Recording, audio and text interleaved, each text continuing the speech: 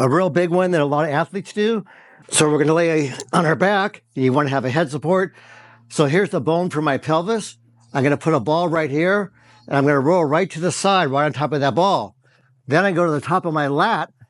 I'm going to go right here. I'm going to bring this knee up a little bit, and I'm going to put the ball on both spots.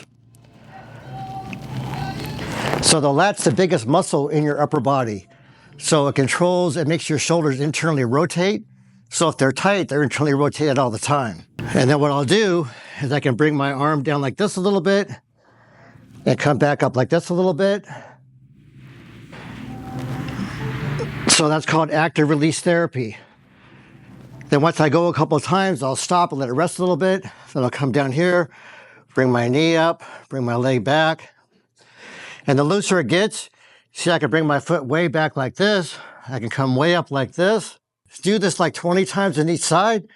Your lower torso will just love you for it because it is a little bit painful in the spots you're putting it in, but the reward you get for it, I can't even explain. It just makes you feel amazing when you're done. Thank you very much.